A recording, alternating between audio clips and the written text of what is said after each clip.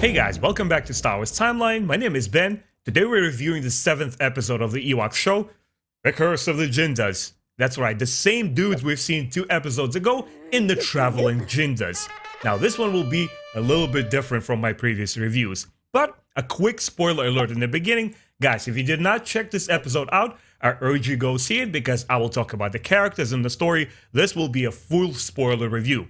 Without further ado, let's jump into it. It begins pretty straightforward. We have Wicket, Nisa, and the friends. They're on their journey to a merchant trade. They're traveling in their little car, they're chatting, they're discussing what they're gonna do, and they encounter Jindas on their way route to the trade. And the Jindas are running around the forest, they're playing around, it's like, hey, come join us, have a good time. And of course, Ewoks being the industrious little guys that they are, it's like, we don't have time right now, we have to go to this trade. And they go about their own business. And as that happens, we see that the Jinda's play is interrupted by this very, very strange occurrence. These strange rocks come out of nowhere and they start pursuing the Jindas all over the place, not leaving them alone.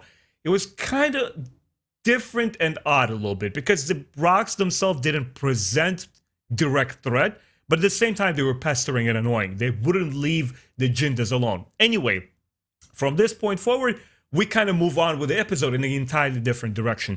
We are following the Ewoks. They come to the trader, they start looking at these different things, and all the Ewoks obviously start making suggestions. Hey, why don't you buy this little gummy thing? Or why don't you buy some vegetables or this and that?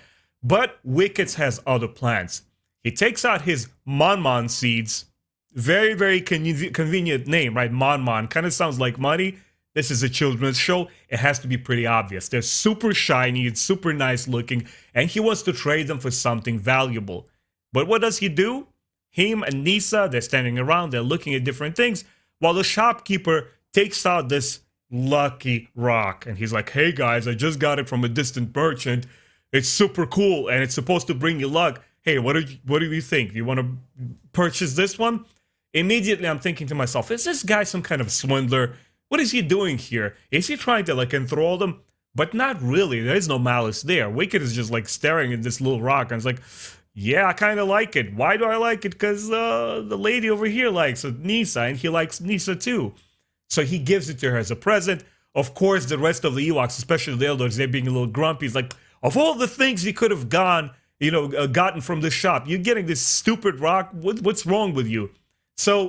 So far in the episode, I'm enjoying it and I'm looking at the Ewoks, which are always pleasant to look at, but I'm asking myself a question. Isn't the episode called The Curse of the Jindas? Why are we here in a completely different part of the forest? Why are we following the Ewoks? Okay, Ben, just be patient. Let's check out the story here. Let's see where it goes. Only at the end we'll decide if this episode was cool or not. We continue. So now the Ewoks have to journey back, right? Back to the village. And as they're traveling, these really interesting creatures strike. Scandits. What I would categorize them as, for those of you guys who play a lot of fantasy and role-playing games or Dungeons and Dragons, these are sort of kind of like kobolds. Obviously not exactly the same, but kind of take inspiration from that, which are like bipedal canines or little dogs, and they're very, very nasty little creatures, and they're always small and inferior to our heroes, but they overpower you with numbers. And that's exactly what Scandits are. They're very small, they seem insignificant at first, but now they threaten our Ewoks and they actually take them prisoners. Like, okay, that's weird. Hold on a second. I'm actually remembering this taking place, but the roles were reversed. Oh, that's right, Return of the Jedi, when the Ewoks came out and grab Han Solo and all of the droids, the Chewie and Luke Skywalker, and they bring them to the village. Now the same is happening to Ewoks. Once again, I don't know where this episode is taking me in terms of story, but I'm just enjoying it in the moment. Like, okay, that's pretty cool. They're taken prisoners, they're brought back to the Scandit village. And at the same time, conveniently, the Jindas arrive. It sort of makes sense, because what do the Jindas do? They travel with their circus, with their caravan, and they give little performances all over. Whoever will watch and receive them with just scraps of food or whatever they could get for it. So that was okay. The Jindas are there. And the part that I really like about this episode is one element brought from the past. Latara and her flute. She plays the flute to attract the Jindas chieftain is like, hey, we need some help. She plays the music. He recognized the music. He goes to her, and Chief Bongo, I kind of had different impression of him in the beginning in episode 5, but then I grew to appreciate the guy because at the end of the day, he turned out to be a good person. And that's why he is here. He decides to help the Ewoks, and he says, okay, this guy's here. You guys try to escape. But Ewoks, and especially Wicked, has completely different plans. They get inside of this little masked, little dragon-looking thing, right? Like you see something like this in the Chinese New Year's, like beautiful, beautiful dragons and people in costume. They actually wave it around and give very beautiful performances and presentations. That's, I guess, the inspiration here in Star Wars. And Ewoks grab it, but Wicked now, he feels empowered. He's like, oh, look, these little dog creatures, these Scandits, they're afraid of us. Let's go and frighten them some more. And they actually go on stage. Not a good idea, man. You just don't do it. When you have an opportunity to escape, you just book it, man. You just go for it. But this is Ewoks. They're cute and they're charming and they do as they please. So they try to scare the Scandits. Of course, their whole ruse, the little disguise, is broken down, and now they have to escape. They grab the Jindas, and together they travel back to the Ewok village. I'm like, okay, this is now more than half of the episode. Again, where are we going with this? What is going on? What is it called? The Curse of the Jindas. All right, we've seen the little rocks in the background, and now they're coming back towards the end of this episode. And what's happening is the rocks follow Jinda caravan back to the Ewok village, and now the Ewoks are in a dire situation. Even though the Ewoks are not affected, the Jindas are. And it's kind of these rocks are pestering the village now, and Ewoks have to help. And now this is my favorite part of the episode that I felt was right at home with the show. Because what happens is Chief Logray and Little Tebow, they come out and they decide to help. But before that happens, there's this very, very weird musical number. Chief Bongo has to explain to us the premise, the audience. Where's this curse coming from? And why are they so afraid of it? Why do they need to flee? And they explained it via this weird musical recital number, which felt a little off for me, guys. Like, it didn't sit well with me. It felt weird. There's this huge giant rock wizard, and he just went crazy all of a sudden. I'm like, okay, it's weird. It didn't feel right to me. It didn't feel like it sits well in the Ewok show. Once again, if I was a kid watching this stuff, I would have probably just gobbled it all up and just enjoyed it. Giant rock wizards? Who doesn't like that stuff? I mean, my generation grew up with a never-ending story. Giant stalking rocks, it's a good thing. It's a plus always, no matter what show it is. But I have to judge it a little bit differently, right? I'm an adult watching the show, and I'm looking for some sort of story consistency and how it fits within the Star Wars lore. It didn't feel correct to me. That little musical number, I didn't care for it. But what follows after that was my most enjoyable part in this episode. Because as I said earlier, Chief Logray and Tebow, they come out and say, okay, we know how we're going to help. They start using this ritual and what appeared to me like force power, right? We're still in the Star Wars universe. And they call out to these birds, and the birds come and they help tie the rocks. And then these squirrel-like creatures come out, and they also help to tie the rocks. And I'm like, oh, wow, this is really, really cool. Logray and Tebow, for some reason, Tebow only. No one else in the village. Are they like the only Force-gifted Ewoks? I want to see where this goes later in the show. Obviously, I have no clue what future episodes hold for me. I'm completely blind watching the show for the very first time. But I'm very curious where this is going to go. Anyway, they try to help, but it fails. As soon as the Jindas try to step back on the soil, things go terribly awry. And actually, the ground splits, and this rock wizard jumps out. He's like, oh, then he starts really become threatening. And I was wondering, hold on a second, why would it show you this for the rest of the episode? Like, throughout the whole episode, I needed to see how threatening and frightening this dude is. Look, he's a piece of rock.